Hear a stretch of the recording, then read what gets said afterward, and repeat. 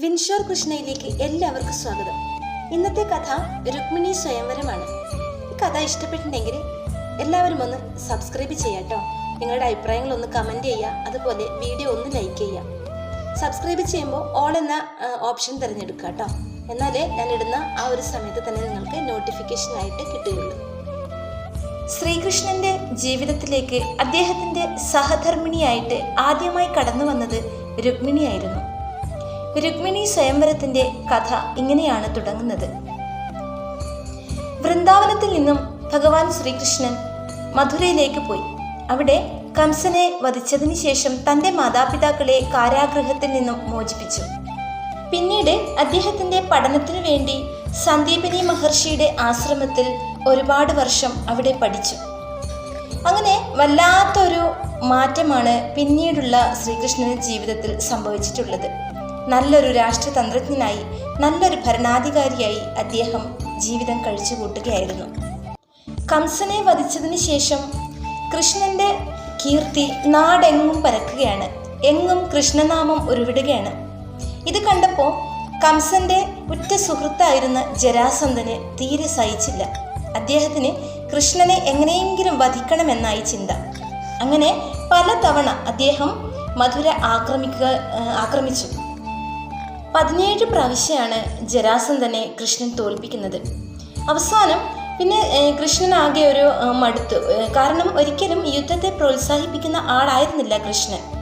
ഈ യുദ്ധത്തിൽ താനും ജരാസന്ധനും തമ്മിലുള്ള ആ ഒരു യുദ്ധത്തിൽ സാധുക്കളായ ഒരുപാട് പടയാളികൾ മരിച്ചു വീഴുന്നത് കാണുമ്പോൾ കൃഷ്ണൻ തന്നെ സ്വയം പിന്നോട്ട് വലിയുകയായിരുന്നു.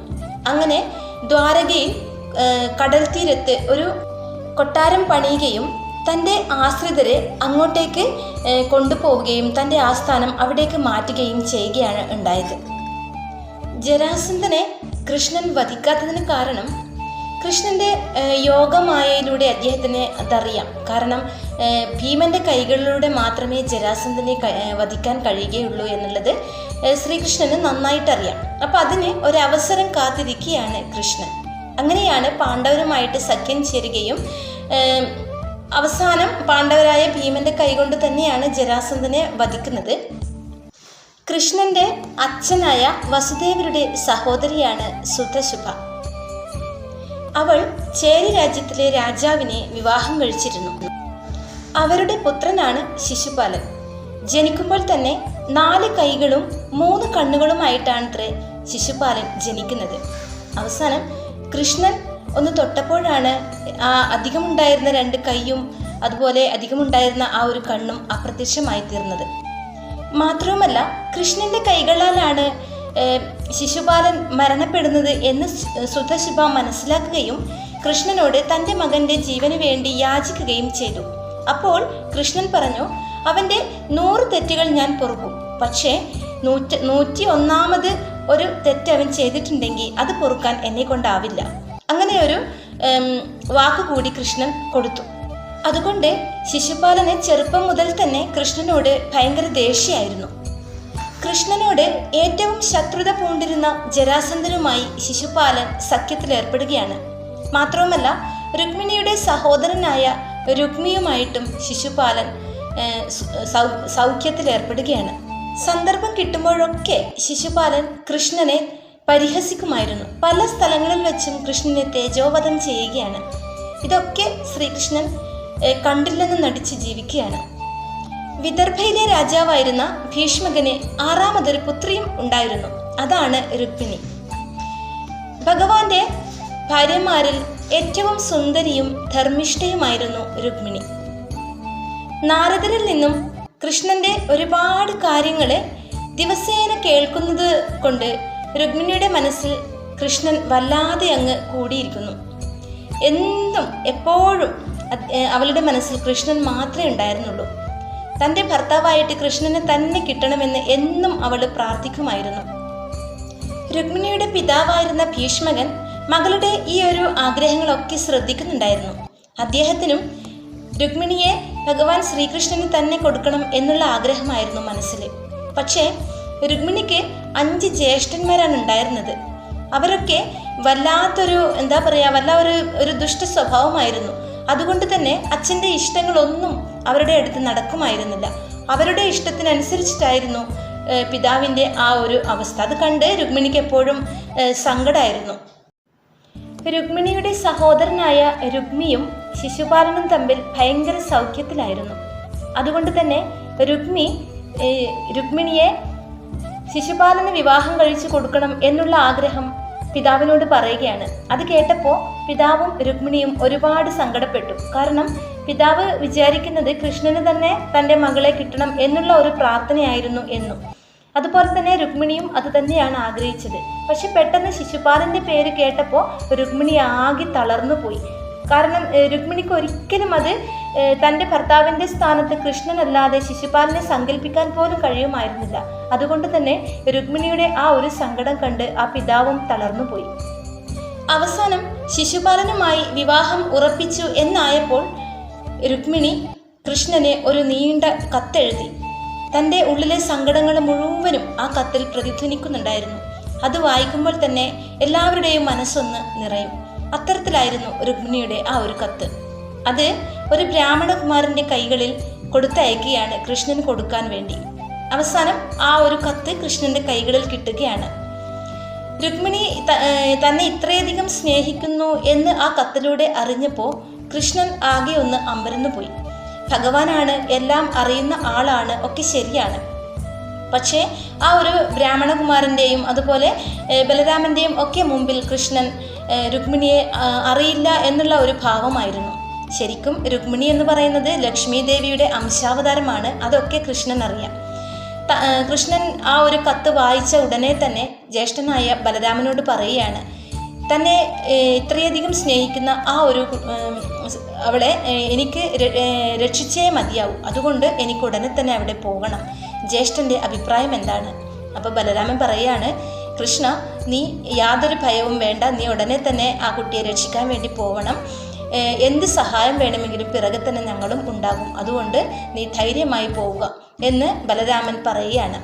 അത് കേട്ട ഉടനെ രുക്മിണിക്ക് തിരിച്ച് കത്ത് എഴുതുകയാണ്. പേടിക്കാനൊന്നുമില്ല, ആ ഒരു സ്വയംവര സമയത്ത് ഞാൻ എന്തായാലും അവിടെ ഉണ്ടാകും എന്നുള്ള ആ ഒരു ആശ്വാസ കത്ത് കൂടി ആ ഒരു ബ്രാഹ്മണകുമാരൻ്റെ കൈകളിൽ കൊടുക്കുകയാണ്. അത് വായിച്ചപ്പോൾ രുക്മിണിക്ക് ഭയങ്കര സന്തോഷം. വിദർഭയിലെ രാജകുമാരിമാരെ വിവാഹ ദിവസം ദുർഗാദേവി ക്ഷേത്രത്തിൽ പോയി തൊഴുന്നത് പതിവായിരുന്നു. അപ്പോൾ രുക്മിണിയും തൻ്റെ വിവാഹ ദിവസം സർവാഭരണ വിഭൂഷിതയായി നന്നായിട്ട് ഒരുങ്ങി ഇങ്ങനെ കൃഷ്ണൻ വരുന്നതും പ്രതീക്ഷിച്ച് ഇങ്ങനെ ഇരിക്കുകയാണ്. പക്ഷേ ഉള്ളിൽ ഭയങ്കര ടെൻഷനുണ്ട്. കൃഷ്ണൻ വരുമോ? കൃഷ്ണൻ അവസാനം എന്നെ വരുമോ? ശിശുപാലനെ കല്യാണം കഴിക്കേണ്ടി വരുമോ എന്നൊക്കെയുള്ള ആദ്യം മനസ്സിലുണ്ട്. അങ്ങനെ ഭീഷ്മകനും അതുപോലെ രുക്മിണിയും കൃഷ്ണൻ്റെ വരവും കാത്ത് ഇരിക്കുകയാണ്. ഒരു കാര്യം എന്തായാലും രുക്മിണി തീരുമാനിച്ചുറപ്പിച്ചിട്ടുണ്ട്. എന്താണെന്ന് വെച്ചാൽ ശിശുപാലൻ തൻ്റെ കഴുത്തിൽ താലി കെട്ടേണ്ടി വന്നിട്ടുണ്ടെങ്കിൽ ഉറപ്പായും ഞാൻ വിഷം കഴിച്ച് മരിക്കും.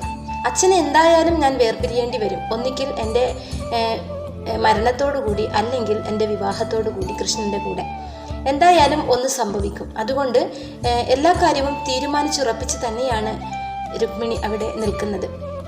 അങ്ങനെ രുക്മിണി മണ്ഡപത്തിലേക്ക് മെല്ലെ മെല്ലെ ഇങ്ങനെ സങ്കടത്തോടു കൂടി കയറുകയാണ്.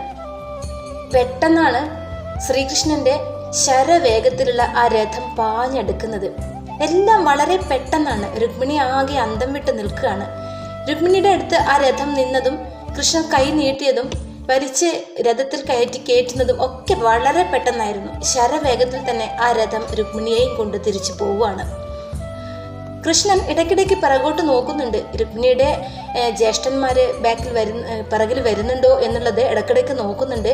അത് മാത്രമല്ല, രുക്മിണിയെയും കൃഷ്ണൻ ഇടയ്ക്കിടയ്ക്ക് ശ്രദ്ധിക്കുന്നുണ്ട്. രുക്മിണിയുടെ ആ ഒരു സൗന്ദര്യത്തിൽ കൃഷ്ണൻ ഇങ്ങനെ ലക്ഷ്മി ദേവിയുടെ അംശാവതാരമാണല്ലോ, അത് കൃഷ്ണന് നന്നായിട്ടറിയാം. അതുകൊണ്ട് രുക്മിണിയെയും ഇടയ്ക്കിടയ്ക്ക് കൃഷ്ണൻ ശ്രദ്ധിക്കുന്നുണ്ടായിരുന്നു. ശിശുപാലനും രുക്മിയും ആകെ അന്തം വിട്ട് നിൽക്കുകയാണ്. ഇനി എന്താ ചെയ്യേണ്ടത്? രുക്മിണി പോവുകയും ചെയ്തു. ശിശുപാലൻ കുഞ്ഞു കുട്ടിയെ പോലെ ഇങ്ങനെ കരയാണ്. അപ്പം തന്നെ രുക്മി തൻ്റെ പടയാളികളുമൊത്ത്, ജരാസന്ധൻ്റെ കുറേ പടയാളികൾ ഉണ്ടായിരുന്നു, അപ്പോൾ അവരുടെയൊക്കെ കൂട്ടുപിടിച്ച് തൻ്റെ പടയാളികളും ഒക്കെ ആയിട്ട് കൃഷ്ണൻ്റെ രഥത്തിൻ്റെ പിറകെ അങ്ങ് പായാണ്. ആ ഒരു സമയത്ത് തന്നെ ബലരാമൻ്റെ പടയാളികളും അവിടെ എത്തുകയും ജരാസന്ധൻ്റെയും രുക്മിണിയുടെയും അതുപോലെ ബലരാമൻ്റെയും ഒക്കെ പടയാളികൾ തമ്മിൽ ഏറ്റുമുട്ടുകയാണ്. ആ ഏറ്റുമുട്ടലുകളിൽ ബാക്കി എല്ലാവരും ബലരാമൻ എല്ലാവരെയും തോൽപ്പിക്കുകയാണ്. അവസാനം രുക്മി മാത്രം കൃഷ്ണനെ പിന്തുടർന്ന് പോവുകയാണ്. അങ്ങനെ കുറേ ദൂരം ചെന്നപ്പോൾ കൃഷ്ണൻ രുക്മിയുടെ ആയുധങ്ങളൊക്കെ നശിപ്പിക്കുകയാണ്. അവസാനം രുക്മി പരാജിതനായി ഇങ്ങനെ നിൽക്കുകയാണ്. എന്നിട്ട് കൃഷ്ണൻ രുക്മിയോട് പറയുകയാണ്, നിന്റെ സഹോദരി എന്നോട് രക്ഷിക്കണമെന്ന് കേൺ അപേക്ഷിച്ചു, അതുകൊണ്ട് ഞാൻ അവളെയും കൊണ്ട് പോവുകയാണ്, ഞങ്ങളെ സന്തോഷത്തോടു കൂടി അനുഗ്രഹിക്കുക എന്നും പറഞ്ഞ് അത് രുക്മിയുടെ തല മുണ്ഡനം ചെയ്ത് വിടുകയാണ്. അങ്ങനെ പരാജിതനായി രുക്മി തിരിച്ചു പോവുകയാണ്.